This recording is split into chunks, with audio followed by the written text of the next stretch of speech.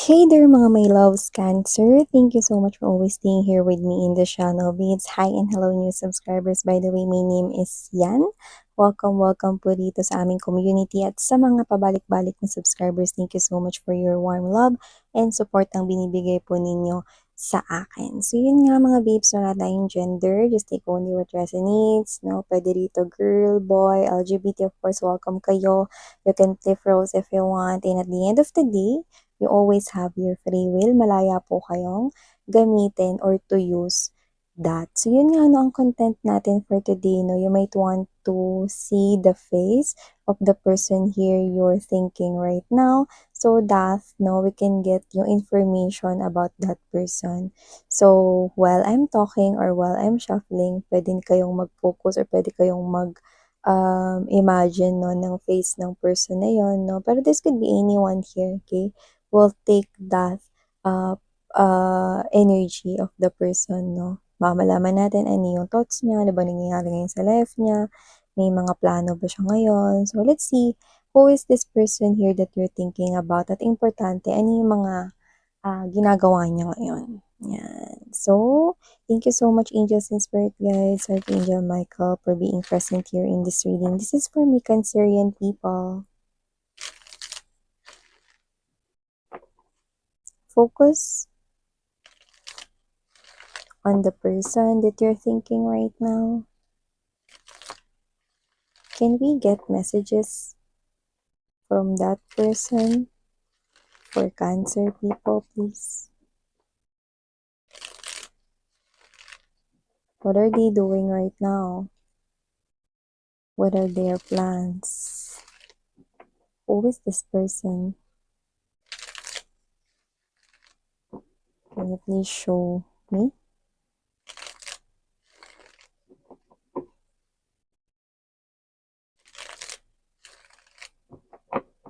Okay, so let's go ahead and check this messages here for you, Cancer. Ilatag naman na natin lahat. We have here the Three of Swords. You could be dealing here with Gemini. They do have here first placements. But for some reason, I'm picking up no that you could be dealing with any zodiac sign. Okay? Ang pinaka nakuha ko dun sa Gemini is that this is some kind of a lovers or may feelings and emotions kayo for that person, no? Or that person is merong feelings and emotions sa inyo. Let's keep moving. Okay. Could be dealing with any zodiac sign, alright? Just take out this resonates.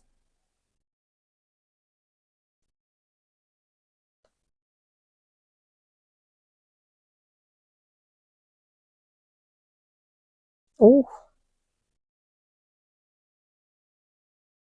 Oh, nice.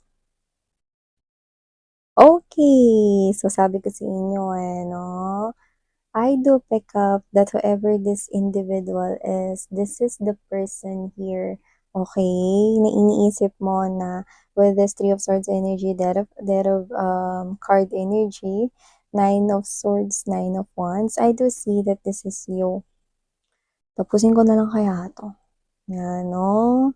So, nakikita ko rito na kung sino man tong iniisip mo ngayon, iniisip mo kung gusto ka rin ba niya, or may pag-asa pa ba kami, no? Or baka magustuhan pa kaya ako nitong person na to. So, kung sino man siya, no? Ikaw to na iniisip mo talaga kung tapusin ko na ba yung feelings ko for that person. Wag ko na kaya siyang mahalin. Tigil ko na kaya 'tong kahibangan ko sa kanya. Pero paano? Ang hirap naman na hindi ko tingnan yung mga pictures, photos niya. Ang hirap naman na parang hindi ko siya magustuhan. Ang daming dahilan para magustuhan ko siya kaysa dun sa hindi ko siya pwedeng magustuhan. So, kung sino man 'to, Cancer, nakikita ko dito na nahihirapan ka whether to end this sinasabi mong kahibangan, which is love, no, for this person kasi parang hindi ka sure kung kaya bang ibigay nitong person na 'to yung love pabalik sa'yo, yung love na binibigay mo pabalik sa'yo. Hindi mo alam kung kaya niya yung suklian or hindi mo alam kung magugustuhan ka rin ba niya, hindi mo alam kung mamahalin ka rin ba niya, no? So, ikaw 'to na parang medyo matagal na rin na ganito, yung nakikita ko sa energy mo. Medyo matagal na rin na parang umaasa ka, no? Pero ikaw 'to na parang pasuko ka na ngayon 'no. Pero alam mo ba, kung sino 'tong person na 'to na iniisip mo at ganito ang sitwasyon ninyo, aba, wala kang kamalay-malay dito. Na nagbunga na pala 'no, ang iyong pag-e-express ng love para sa kanya, ang iyong pag-e-express ng emotions and feelings sa kanya. Minamahal ka na rin niya, 'yan oh.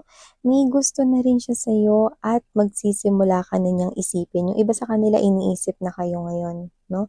So, napapansin kayo nito na medyo tahimik lang kasi siya. Tsaka for some reason puwedeng mas matanda ito sa inyo sa age or kayo yung mas matanda, basta may age, gap rito. Yun yung nakita ko rito. Just take how this resonates. Pero kung sino man siya, no, faithful siyang person when it comes to love. So, kung sino man 'tong person na 'to, yung iba sa kanila, nakita ko rito, parang medyo, ano sila, no, single mom or single dad yung iba. Yan, no. Just take how this resonates, no. Pero kung sino man ito, nakukuha ko rito na faithful siya when it comes to love. So, whether this person here already has a child or children, no? Sa iba, okay, that's not the case, pero you've got someone here. Kaya mo siya nagustuhan kasi sabi mo, mas marami yung dahilan, no, para magustuhan mo siya kaysa dun sa dahilan, no, para hindi mo siya magustuhan. So, dito medyo nahihirapan ka, no, pero dito sa time na parang feeling ko pasuko ka na, siya na yung lalapit sa'yo. Yan, no? So, dito hindi mo na alam yung gagawin 'no, kasi turn niya na pala para siya naman yung may gawin dito sa connection na ito 'no. So, the moment na parang feeling mo pasuko ka na, pagod ka na 'no, yun pala nakarating ka na sa finish line. Ang iyong pagsusumikap, effort 'no, sa person na 'to ay magbubunga na dahil nakita ko rito ng very solid offer coming from this person here 'no, at yung pinakahihintay mong gusto mo talagang marinig, ayun talaga yung maririnig mo. Oo, bongga guys. Oo, minamahal din kita. Yes, gusto din kita. And gusto ko na magkaroon ng relationship sa pagitan nating dalawa. Kaya naman kung sino itong person na 'to, nakikita ko rito mga babes 'no, na itong person na 'to 'no, hindi kasi siya yung person na ano, um, yung parang, um, alam mo yung parang gusto niya i-take things slow, gano'n yung nakikita ko sa kanya 'no, parang take it slow 'no. And this person here is someone 'no, na hindi siya yung klase ng energy na flirty or nakikipag-usap sa iba 'no, habang ikaw may gusto ka sa kanya 'no, hindi. Meron siya ditong mga ibang ginagawa 'no, na walang kinalaman dun sa kanyang love life 'no, pero marami siyang pinagkaabalahan. Busy siya, puwedeng trabaho, business, gano'n 'no. Pero yung sabihin mo kumo-connect siya sa iba 'no, hindi ko nakita yun 'no.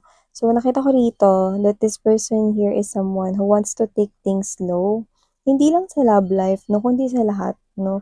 Kasi parang siya yung tipo ng energy na gusto niya rito maging sigurado palagi muna bago siya sumuong rito sa kahit na ano. Okay, so nakita ko rito na itong time na 'to na parang parang nag-iisip ka na 'no, napasuko ka na, nag-iisip naman siya kung paano siya rito aabante 'no, habang ikaw ay nag-iisip kung paano ka aatras. So see, sa iyong pag-atras 'no, isang hakbang patalikod ay isang hakbang papunta sa'yo ang gagawin ng person na 'to. 'No, kaya handa ka na ba 'no? Kasi mga babes 'no, kahit hindi ikaw si Corina Sanchez,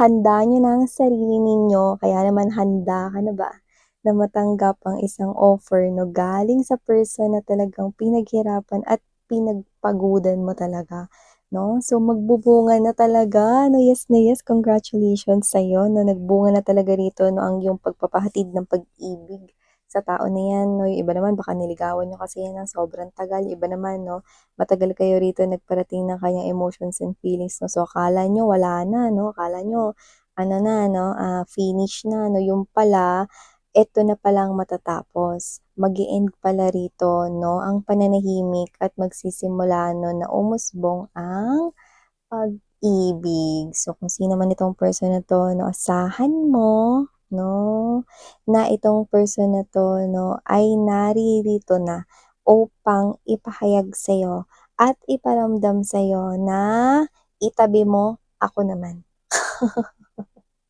Siya naman ngayon 'no, ang nakikita ko rito na kikilos at ipaparating, ibabalik sa'yo ang pag-ibig na iyong inalay at patuloy na iaalay sa kanya. Isang maganda at bagong umaga pagdating sa iyong pag-ibig ang nakikita ko rito na magsisimula 'no, at ito ay hindi mapipigilan pa.